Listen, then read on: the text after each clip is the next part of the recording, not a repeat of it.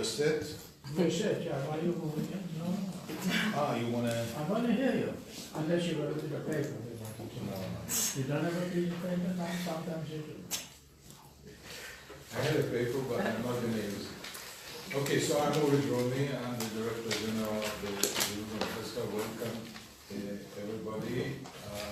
This is a good time to thank Alexei, Obaromansky, and Avia Asner here, our colleagues who facilitated this event. It's a good time to remind you to switch off your cell phones or turn them into silent mode. It would help us. And it is my pleasure and honor to introduce two distinguished speakers. Why don't you sit down, I can get you. Your wish is my command.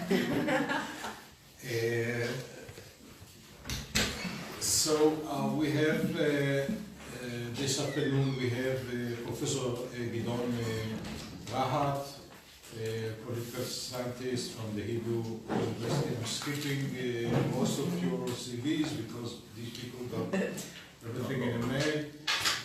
And he's a senior fellow at the Israel Democracy Institute, expert on the political system, parties, primaries, and more. And Yaron Dekel, who's one of the leading and most distinguished. Which one? This one is Yaron Dekel. Yeah. So, go to not say this one is Gideon. Much better. Yaron was the correspondent of Israel TV in Washington, and then the last 5 or 6 years was the CEO and the editor-in-chief of Galei Tzahal, the IDF radio station, and very knowledgeable about the political system. This meeting is the first in a series of meetings, of briefings, we're going to run before the elections. We will invite leaders or top people, politicians from the parties, different parties, to present their platform, ideas, plans, etc. And we thought that as an introduction, it would be useful to start with a general overview of the situation, of the political situation leading to the election in April 9th. So Yaron Dekel will start, and then we'll engage with Q&A with Gidi and Rahat, and then we'll open up for Q&A. Gentlemen, please. Thank you very much for inviting me this afternoon. It's a great pleasure. As Uri said, I'm a journalist. So I will present a more shallow and less thoughtful views, because we are journalists, that's what we are blamed for. In my career I was a political reporter and commentator in different media outlets here in Israel, mainly in the public channel, Channel 1, and then in Galei Tzahal, the Israeli, the IDF radio. And this will be the 11th election which I cover in different positions in Israeli media. And I like politics. It's a profession, but it's also a hobby. What I'm going to say, a few remarks for the opening the session, represents obviously what I think about and see in the Israeli campaign. And as many as journalists we are in Israel, the same number of views you can have. I think the main question, which is quite clear so far, is what is the main or single issue of the 2019 election campaign, and who sets the agenda of the campaign. And so far, the agenda is very simple. Netanyahu yes or Netanyahu no. Is Netanyahu, can Netanyahu continue as a prime minister of Israel, or there's going to be a change in the coalition and the government in the election on April the 9th. On July, Netanyahu is going to break the Israeli record and will be the longest prime minister ever. Ben-Gurion was 13 years, and all the polls so far show that he has the greatest chance to form the next coalition. He is I think he is the best politician in Israel right now. He's the most experienced, one of the most experienced politicians, and he knows what campaign is and how to set the agenda. And he managed so far to set the agenda on him. Netanyahu is the issue, not security, social issues, economy, health system, nothing of the above. Palestinians. No, Palestinian is not on the table unless there is something from Gaza. Sure. But Netanyahu is the issue. Netanyahu, investigation, corruption, general attorney, Netanyahu. That's the issue. And he believes, and I would agree with him, that if you set the agenda, you get a few good numbers of the popularity. If you know how to set the agenda, and everybody else follows you. So the one who sets the agenda gets a bonus in the campaign, in the ballot. So we know what's the issue so far, Netanyahu, and we know what is absent from the campaign. And one word is totally absent from the Israeli campaign, which was very popular in the past, and the word is peace. Nobody talks about peace anymore, at all. Nobody promises peace, nobody promises agreement with the Palestinians or obviously with Syria. And I think we are still at the aftermath of the 2006 engagement from Gaza, which was orchestrated by Prime Minister Sharon, late Prime Minister Sharon, who was the builder of the settlements and then made a U-turn without explaining why he decided to make such a huge U-turn and evacuate 8,500 settlers from their homes and destroying all the settlements unilaterally, pulling out from Gaza Strip. Why do I think we are in the aftermath of 2006 disengagement? Because this broke a very long, a lifetime-long equation in the Israeli politics and mindset. Peace for territory, or territory for peace. It worked with Egypt.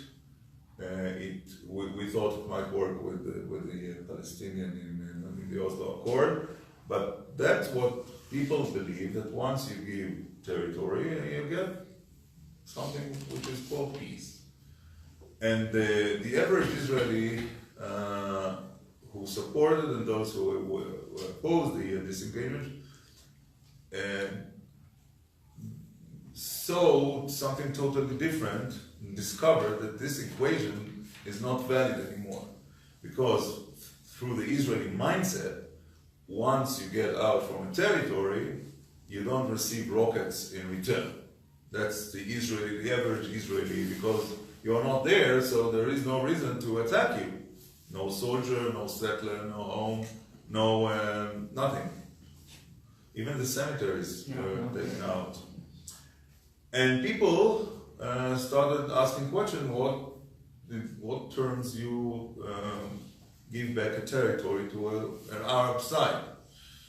And the word peace was very, very popular in the 80s, 90s, and even Sharon, only Sharon will bring peace, was his slogan in 2001 when he was running to the prime ministership against Barak, the acting prime minister.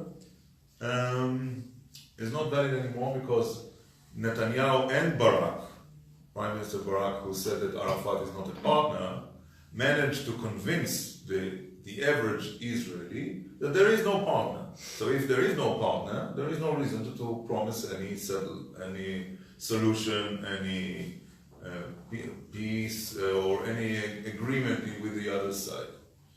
And I think it's very important to understand when we look at the political system, the political arena, because there was a shift of the Israelis with a huge bulk of being in the center to move slightly towards the center right. And then I'm always asked, is there a chance that someone from the other camp will be elected to a prime minister and be able to form a coalition? So I cannot look to the future, I'm not a prophet, but I can look back to the history, and I see that in the last quarter of a century, there were 2 times the Labour Party chairman was elected to be a prime minister. And they have two things in common. Rabin and Barak. Both were army chief of staff.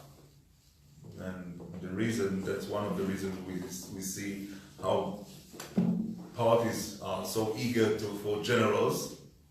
I was sure that after the Second Lebanon War, that it will be quicker to look for generals, because 2 civilians managed the war, Prime Minister Olmert and Minister of Defense Amir Peretz, and it will be decades that Israelis will look for a general to be in one of the positions of a Prime Minister or a Minister of Defense. So both Barak and Rabin were army chief of staff in their career, and both of them were blamed to pretend being from the Likud in their campaign by their own supporters. Barak was called Bibi Twin in his campaign, and Rabin was called Likud B by his followers, because they were too aggressive for their home camp. And it means they both put masks on their faces when they were running to the office, of not being such a dovish prime ministers as they were during their term, both Rabin and Barak, but being much more hawkish on the center right. And both of them were successful. It was before 2006 and the shift of the public opinion.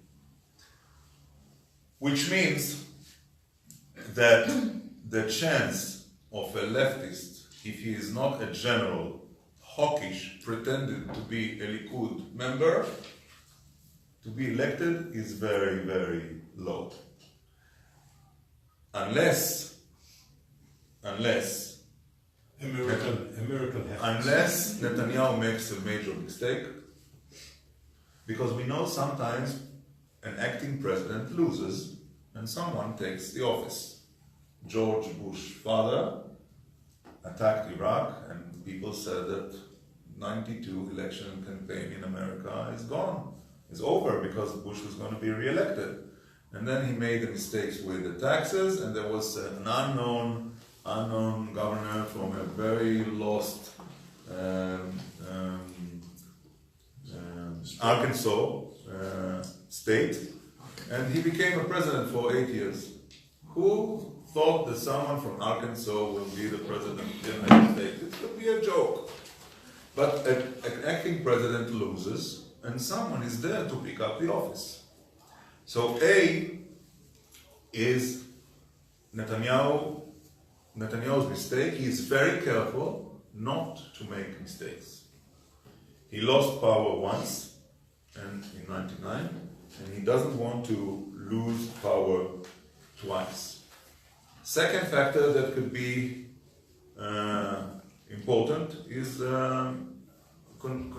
connected to the security.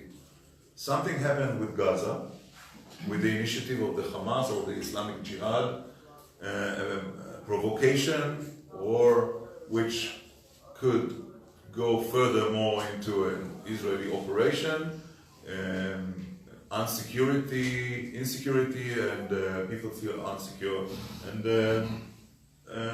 some losses to the Israeli side, and you can see a shift in the public opinion because Netanyahu gives the impression to the Israeli public that he is the best man to keep their security.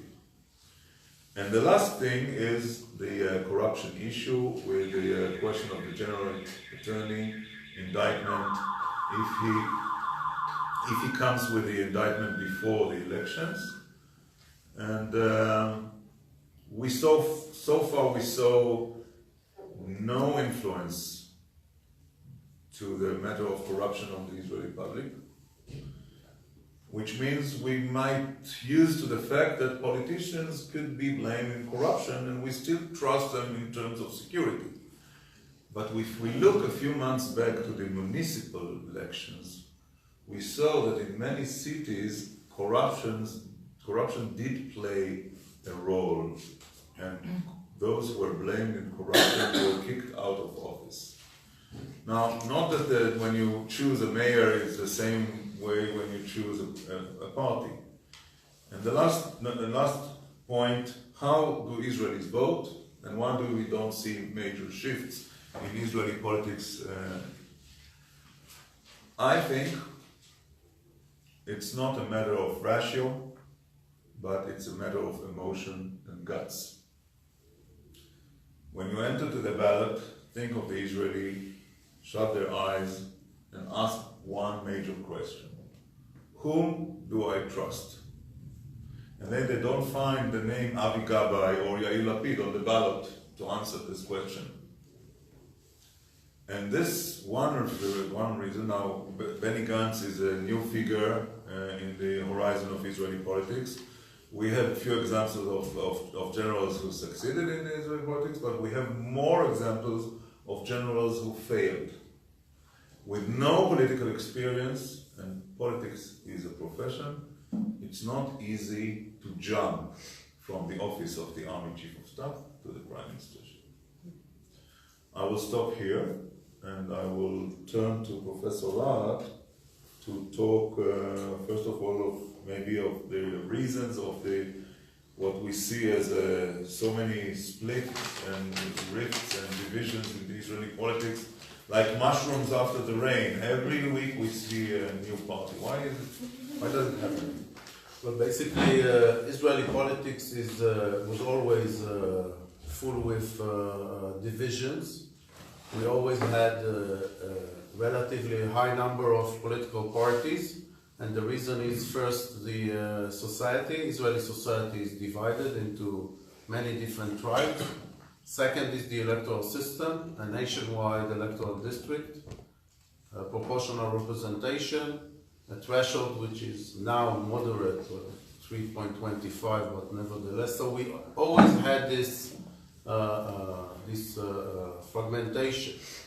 Then in the end of the 90s, we had a direct election for the Prime Minister that donated its share for the fragmentation of Israeli politics. People in Israel had two ballots, one to vote for the Prime Minister, one to vote for a political party.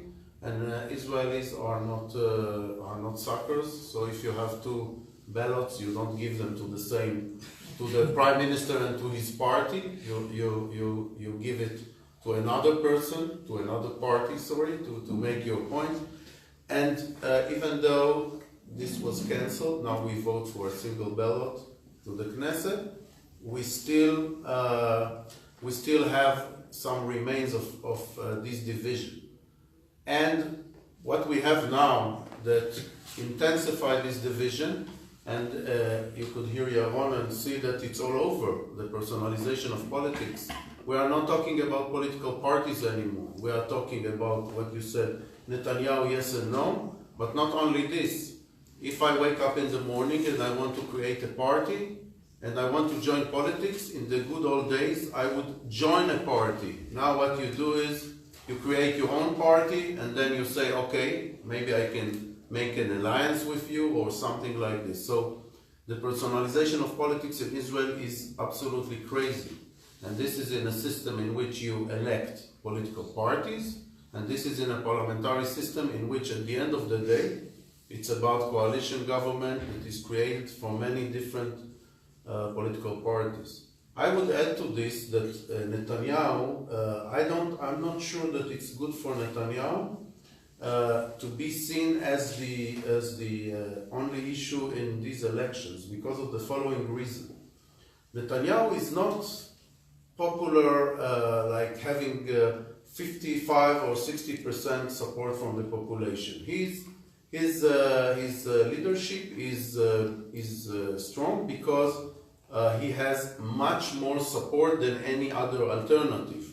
But I wouldn't say that even in opinion polls that appear in Israel Hayom, which is almost his newspaper, he doesn't get close to 50% support in the population.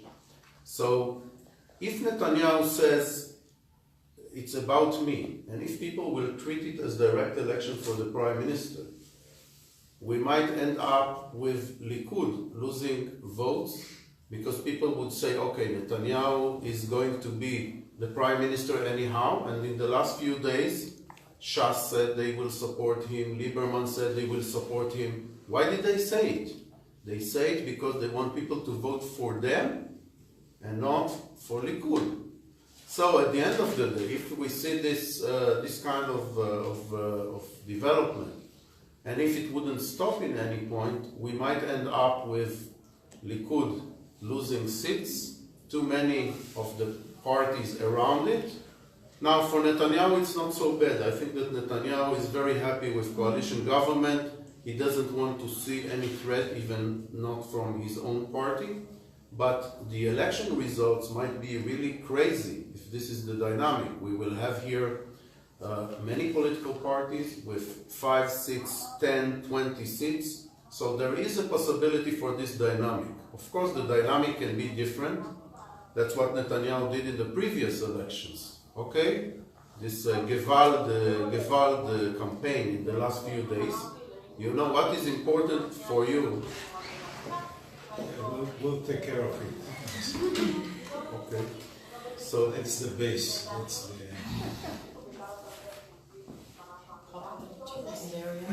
Vox Populi.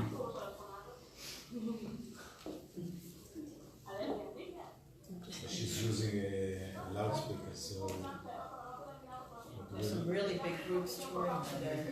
They have that all the time. Here.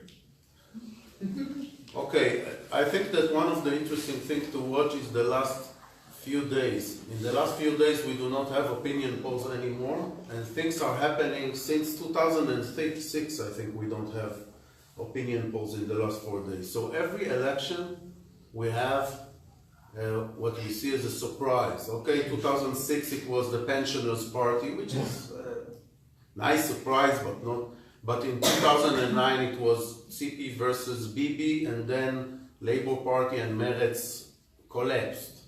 In 2013 it was Lapid that grew. I mean, there is something happening there.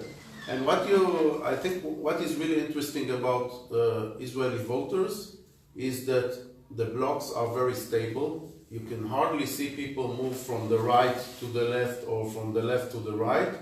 It takes years to happen. I mean, people move to the right, but it takes years. However, within the same blocks, you see people change their vote from one election to the other in very high levels, higher than any other country that I know in most elections. Every elections here is, you may say, we have earthquake. People are moving and voting for other parties, especially young people. They are not used like old people vote for the same party maybe all of their life. This is a different generation. They change their vote, but within their own camp. So you cannot really know what's going on until the last day. We also have a threshold, 3.25, which might be very, very important. Imagine that the votes are spread, that let's say 3 parties on the right would get like 3% of the vote and would not pass the threshold. So you can throw 9% of the votes wouldn't count. So we have all of these variables. It makes it interesting, but it makes it really hard to know what will happen at the end. I would put my bet, like Yaron did on Netanyahu, but there are scenarios in which he can find himself in really having hard time Like what? to build his coalition. Like what? What kind of scenario? Let's imagine that the right is losing 9% of the votes because of the reasons that I said. So the key, the number 60 and number 61 seats are in the hands, let's say, of Benny Gantz, okay? So, if Shas and Kahlon disappears, yeah, but they get the 3%. I mean, yes, but they Yeah. are not in the next Knesset. Yeah. Yeah. Yeah. Then So- Gantz can call the No, shots. then Likud will get more. So what I'm saying is that different things can happen. The important thing, the person who decides who will be the prime minister is, at least theoretically, the person who holds number 60 and 61 seats in the Knesset. Imagine the Knesset is going from the left to the right, okay? On the extreme left you have the Arab parties, Meretz, Labor, then all of these centrist parties, nobody knows where to locate them, they don't know also, so we cannot do it anyhow. And then you have the classical right, the Likud, the religious parties that are with the Likud, the new right, whatever. So we have two blocks, and in between them, this center. Now, if this center captures the center, we have a different ball game than if the right, the block of the right, captures the center. In the previous elections, the center was captured by Kahlon.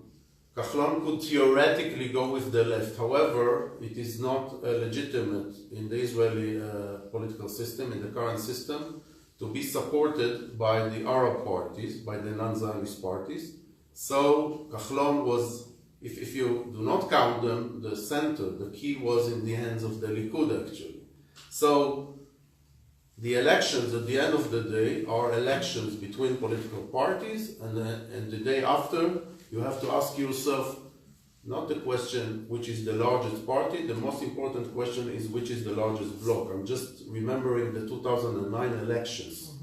Okay, so I talked with journalists from the world are calling me and they tell me Tzipi Livni has won the elections.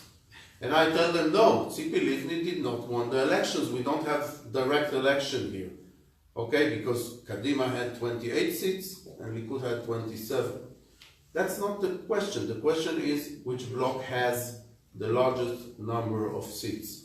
And this was clear after 2009 election. It was clear that the right plus religious parties have a majority, and this was the important thing for the question who will be the prime minister, who will build the government.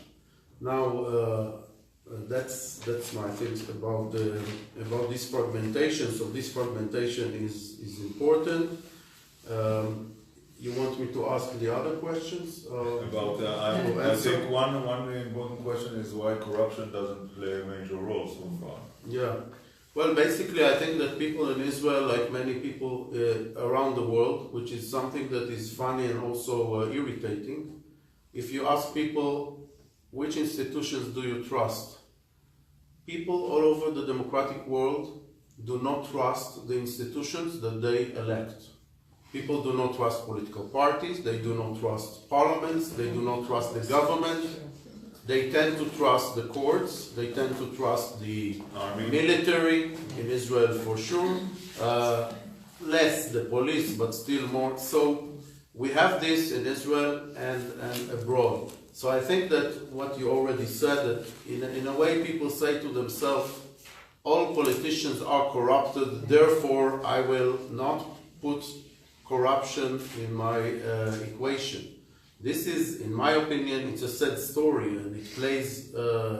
It's not only playing for the good of the right. I think that for the right in Israel, maybe it would be better if they wouldn't think that their only hope is Netanyahu. Maybe there are. Sometimes you should ask. Maybe there are people on the right which cannot be even alleged for corruption. I always think about Benny Begin, okay? So what's so bad about him? But probably the answer would be that he's not a good politician as Netanyahu is. But corruption is there. And as an Israeli, when I talk to people from abroad, on the one hand, I'm ashamed that we already had a president and a prime minister and minister of treasury in jail. And on the other hand, I'm counting. And on the other hand, I'm very proud of my country that shows you that we have the rule of law. Okay, so my hope is that the rule of law will continue. That if Netanyahu has done wrong, he will get his punishment, and if not, of course, he shouldn't get his punishment, because the rule of law is not only about putting people in jail, it's also not putting them there if they are not to be blamed. Can I tell you a story? In the last municipal election, I asked my granddaughter if she could vote who she would vote for. She lives in Ramat HaSharon, and she said, for Rochberger the thief. I said, what? Are you ashamed? He says, yes, everybody knows he's a thief, but he's a good man. So that's the irony, the sad irony of what's going on. I want to ask you two questions. By the way, I wanted to answer the question you asked before. What could happen that could change the scene? If there is a competition now between two parties, who gets retired General Gabi Ashkenazi? And the reason is that both Lapid and Gantz believe that if Ashkenazi join them, he will get the votes of the other side, means of Gantz in case of Lapid, or he gets the votes of Lapid if he joins from Gantz. Let's assume it happens, and for the game, Ashkenazi will join Gantz, and Gantz will jump from 16 to 20 in the balance, and Lapid from 16 to 9 to 8. He will try to bring Lapid till February the 21st, when you have to present the parties to the election committee, and it's the last date.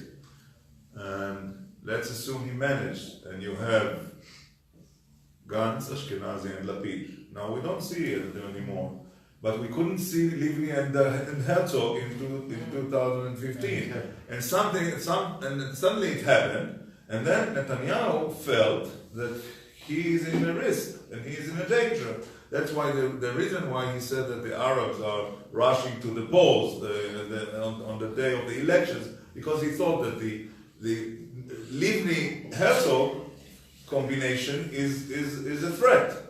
Now, we don't see it at the moment because we see 10, 12, 16, 5, and Netanyahu with a 32 shining star. But the Israeli politics could present some surprises sometimes. So here is one of them. So I have a question for you, the two of you. You mentioned that we're not counting the Arabs, and therefore you start counting from 107 seats. Which means Likud always dominates the center. Is there a scenario that Israeli public will accept the Arab parties, As part of the coalition? No. or legitimize their support outside the coalition? Not after the term of Hanin Zouabi and Jamal Zafalka as member of the Knesset.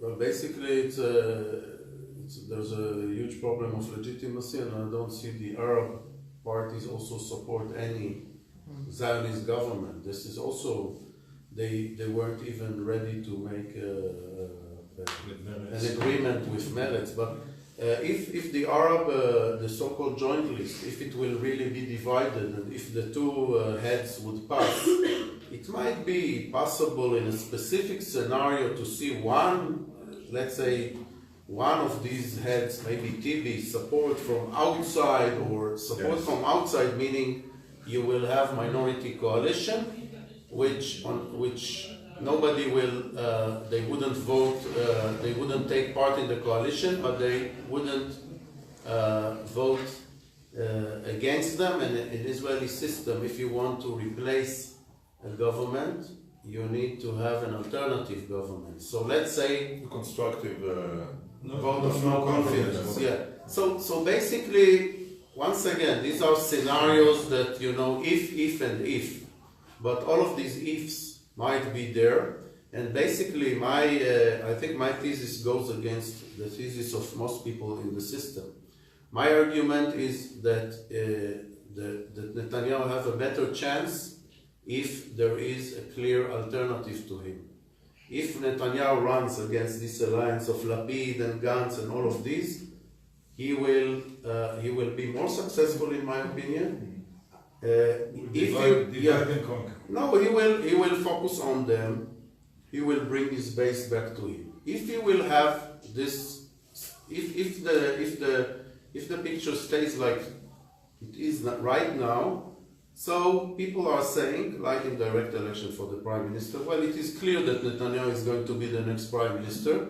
He has 30 seats, the next party have 15 seats, and basically people, most of the people think about politics as a horse race, and also that's what they read in the newspapers, because people are using the American frames of the horse race, even though it's not absolutely true for Israel. So there might be, if Netanyahu is running against 10 different political parties, some on his right, some on his left, some more religious, some more Sephardi parties, some more other identities, I think he would be in troubles. I mean, who would he attack? And the campaign in Israel is mainly negative. It's not, I don't see a lot of positive campaigns here. Sometimes I ask myself why Netanyahu is not doing a positive campaign, because basically you can argue that Israeli economy is in a good shape. You can say that in terms of security, it's not that we live in heaven, but we don't have huge terrorist attacks, we don't have, I mean, we have troubles, but so I'm always asking myself, why doesn't he, take a step back and say, I'm the leader of this great country, etc. And I see that all of the things that happen at the end of the day are more of the negative. He believes in a negative campaign because he believes that a negative campaign is more convincing and more influential than a positive campaign. So all the campaigns, Netanyahu, Finkelstein's theory in 1996 said, A, do a negative campaign, a harsh negative campaign. Paris will split Jerusalem, Barak will split Jerusalem, Livni and Herzog will get to the Kotel, the waiting long in an armory. So it's the same campaign since 1996. We see Netanyahu a negative and blaming the left of being unpatriotic as he did and the second is being a Jewish prime minister. Arthur Finkelstein told Netanyahu in 1996 that he should ask one major question when he does a survey poll. How do you define yourself as an Israeli voter? Are you more Jewish or more Israeli? Those who say they are more Jewish are your voters. Those who say that they are Israelis, they are not your voters. And from that came the campaign Netanyahu is good for the Jewish people in 96. And in 97, the left thought they forgot what is to be Jewish. And the Arabs are rushing to the polls. It's the same Arthur Finkelstein method from 1996 that Netanyahu follows step by step in all of his campaign. Probably he hasn't changed in his campaign and mindset since 1996. That's what we see now, and he is a great believer in a negative campaign. I have a question for you. In this negative campaigning, we see a decline in the trust of the public in institutions, and maybe it will reflect itself also in the turnout on election day. Yeah, we clearly see a decline in trust in institutions, but I think this is a phenomenon that is not unique to Israel. You see decline in trust for institutions in all democracies. Now about turnout in the elections, actually this can harm turnout. However, actually the lowest point in turnout in Israeli election was 2006 election. If we put aside the direct election for the special direct election for the prime minister in 2001, but 2006 was the low point. Since then we have increased in turnout in elections in Israel from about 63-64% in the last elections. 73, wasn't it? Last Sorry? elections was 73? 72, 73. So we have an increase in We turnout. should remember that Israelis who don't live in Israel have no right to vote, which is important. It's a few hundred of thousands. Yeah, it's about probably 10% or so So of we the start people. at 90%. Yeah. That's really high. So I'm not sure that it's so high, but it's the 70-something% is higher than before.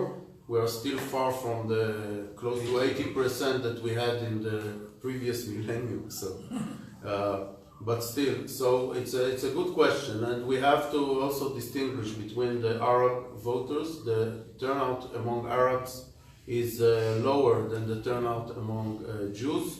And it's even lower if you count the people that are abroad, because there are more Jews abroad than Israeli Arabs. So the Arab turnout is lower.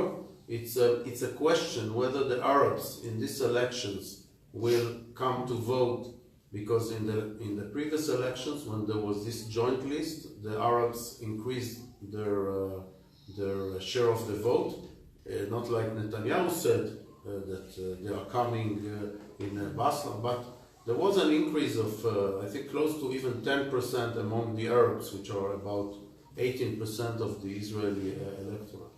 So the question is about the Arabs, whether they will have a higher turnout, and also among the Jews, it's also a question, because Netanyahu in the last 1 or 2 days has succeeded in, I think, in increasing the turnout in about 2%, which is about increasing turnout in the periphery, in cities like towns like Bet Shean and Tiberias and places like this, in which people are more alienated from politics.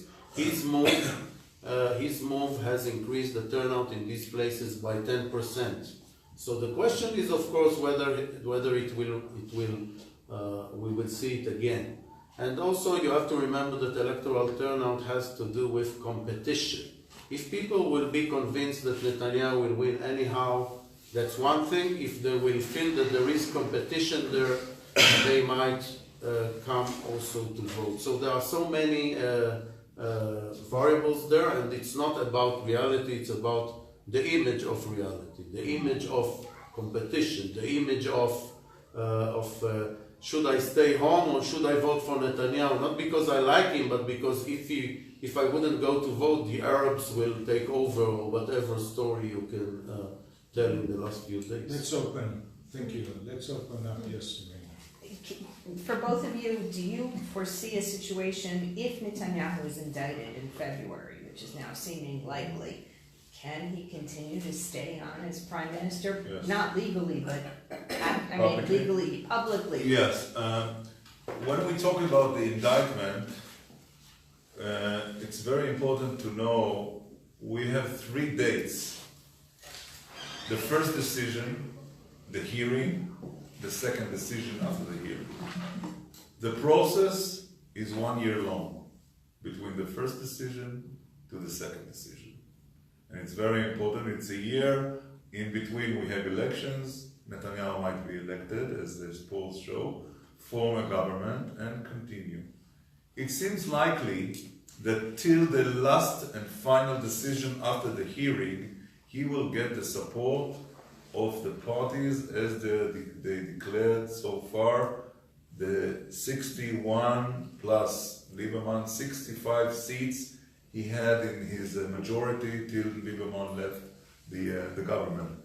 All of them, all the religious parties, Lieberman, Kahlon, said publicly, Bennett, as long as the process is going on and the final decision has not been made, he can serve as a prime minister. According to the legal law, if the second decision is going to court, he still can serve till the final decision of the court, which means the Supreme Court after appeal.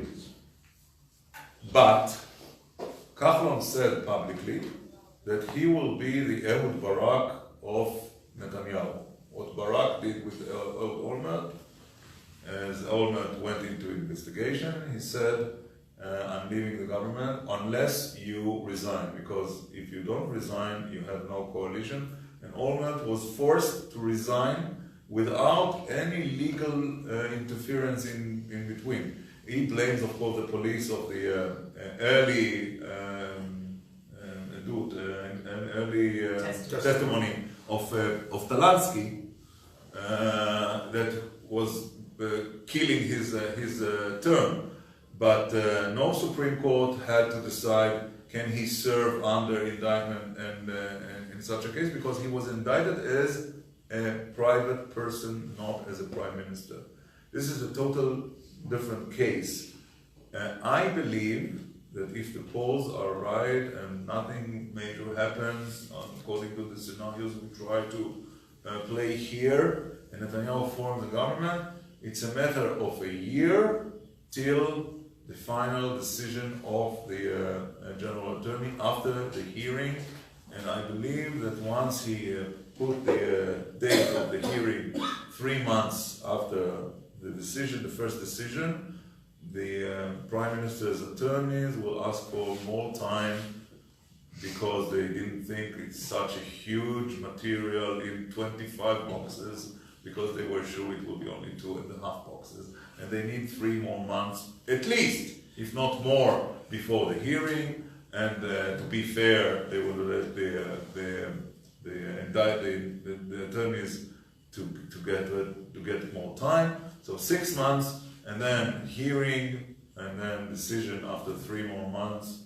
So it's a year. And then there is a big question if one of the parties will pull out of the government and Netanyahu loses the majority. That's the question. If I can add to it, I think that this time you would be much more scientific and systematic than what I'm going to say. So sometimes we have to switch our jobs relating to what you said at the beginning. So I think that Netanyahu, I think that one of the things that plays here is Netanyahu remember how Olmert looked when he went out of jail.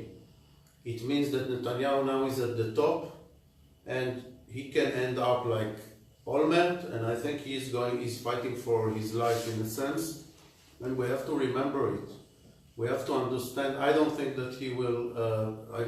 What Olmert did, that Olmert has resigned at the end of the day. I'm not sure that he's going to do it even at this last point. I don't know. He's going to fight.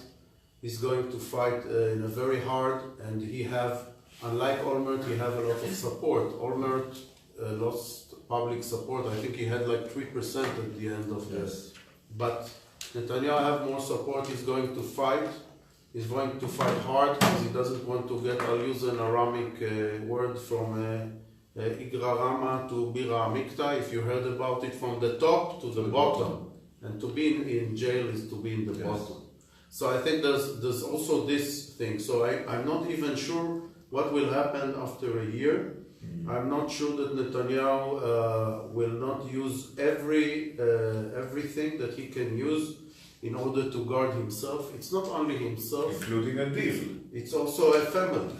Now there is a possibility that I have in mind about this gold parachute, like they did with Ezer Weizmann. Yes. You leave us alone, you go what to they Caesarea. offered to Qatar. Really? Also? Yeah. Offered, they cut the offer to Qatar before he refused. Yes. Okay, I didn't remember this. So there might be, this possibility might be there, but this possibility will be there in the best conditions if he fight for his life. If he do. But, so that's what I want to see. We'll add one ingredient to this soup. It does matter, I believe, if Likud gets 26 or 40 seats. Let's assume 4-0 because Shas disappears and if Shas disappears and Kachlan disappears, the Likud has more seats in the parliament. Half of the seats that are lost are going to Likud. Yeah. Now, people know that he is a suspect. And they said, we know it's a suspect, like Rothberger, but he's the best man and the Likud gets 40 seats. We should remember that the general attorney, with all due respect, he's a human being. And Mrs. Esther Hayut, the president of the Supreme Court, is also a human being.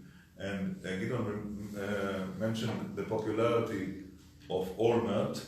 With 3%, he was indicted.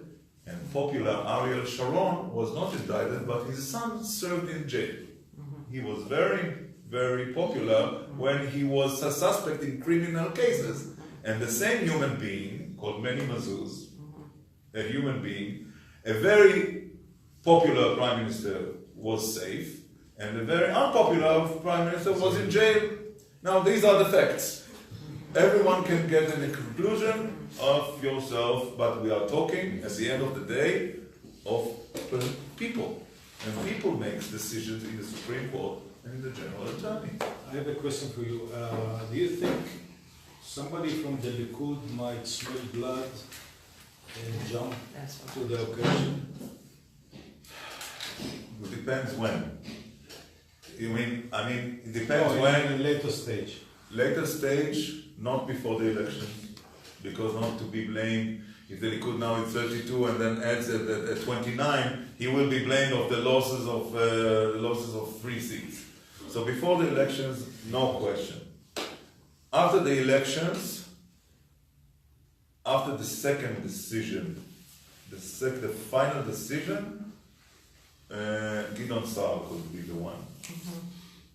And some members of the Likud who will be kicked out from the government, and they have the revenge symptom. Let's say Gilad Erdan is serving as the chairman of the security committee.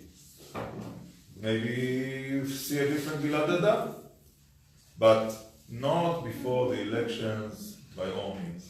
It won't happen.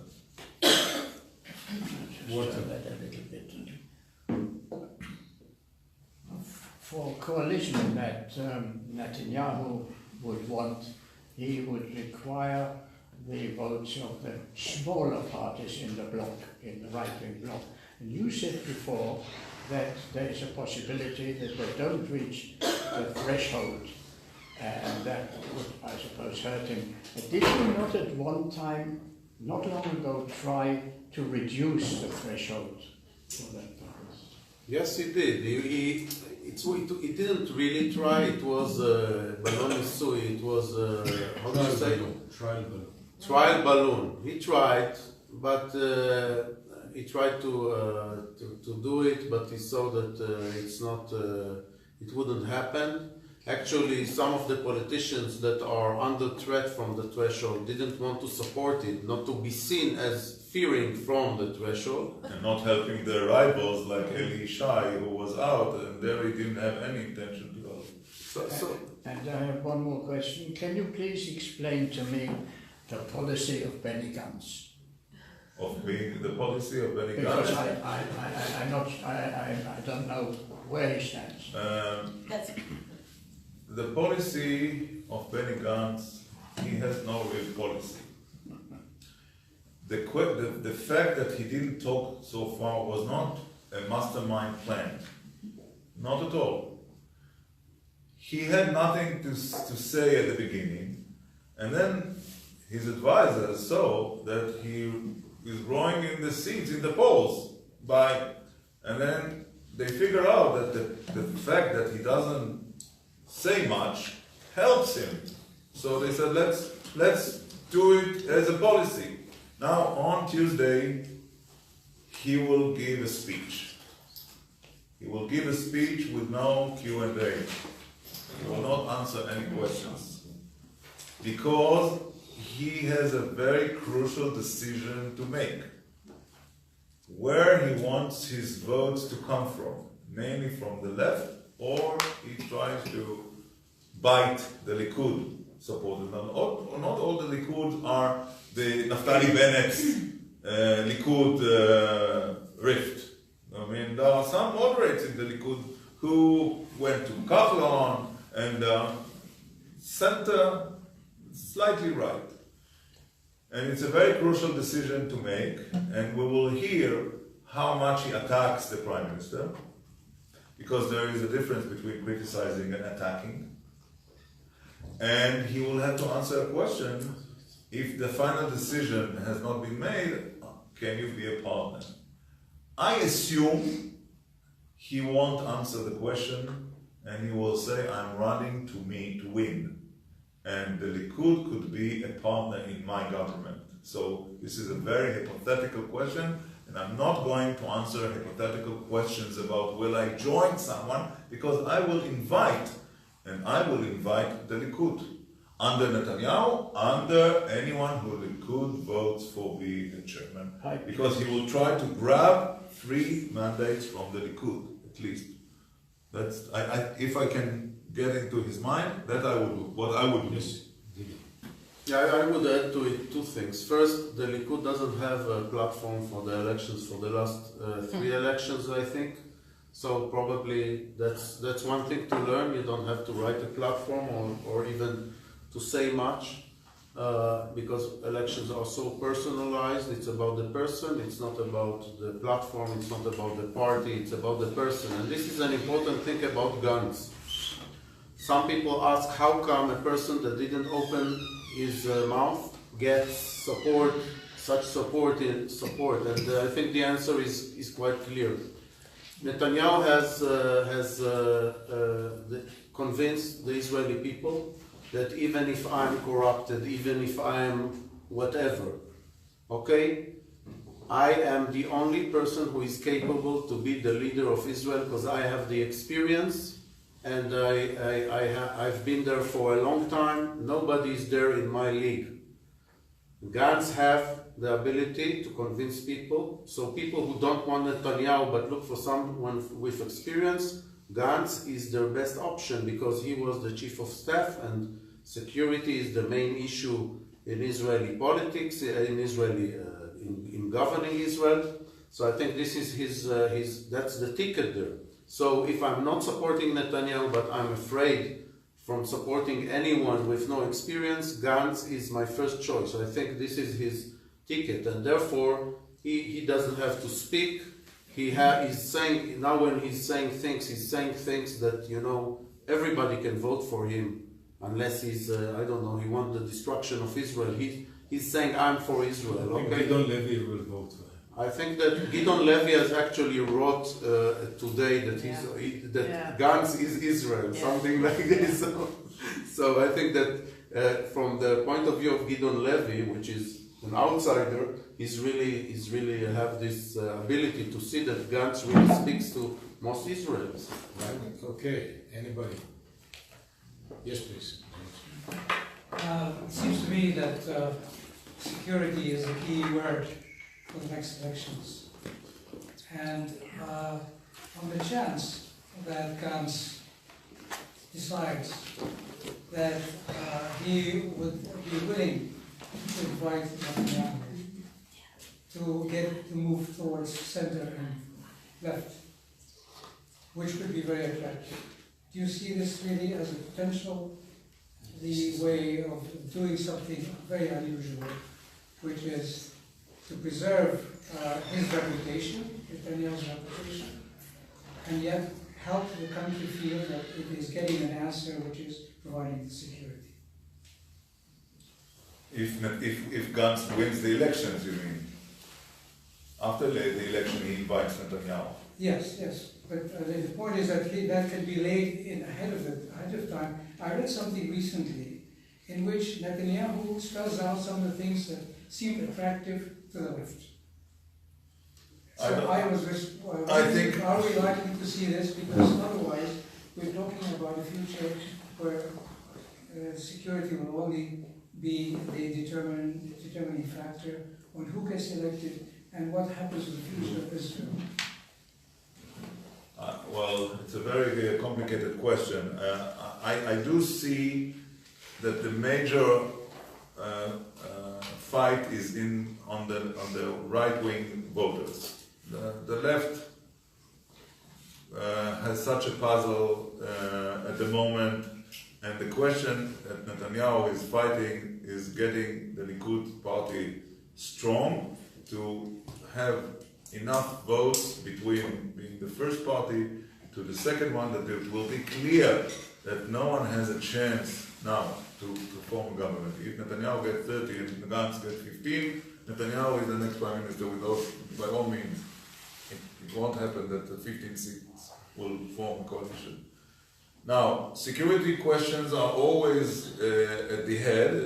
In 1977, in 1992, corruption, economy were also part of the deal. But so far, as long as the situation, the global situation and the regional situation is as such, the prime minister will be with the right-wing orientation in Israel. That's quite clear for me. Okay, yes, please. You asked? No. No, sorry. Okay. Did the Labour Party make a mistake by not joining the government of Bibi Netanyahu instead of Bennett? Once you are part of a government, you need a real justification. Why do you want to replace the prime minister when you were part of his coalition? So the method in politics, in Israeli politics, if you want to be an alternative, you need at least a year out of the government. So I don't know if it would have helped them if Herzog pushed them in. Bennett had no intention to leave, by the way. Sarah had. What? Sarah had the intention that we did. Yes, but Bennett has no intention to leave. And I think they really wanted to be an alternative, but the way they were acting was so far is a failure. That's why there are around 9 or 10 seats in the polls only. We stick to our house rule of 1 hour exactly, so I want to thank Thank you very much. wonderful speakers, Yaron Dekel and Professor Rahat. Thank you for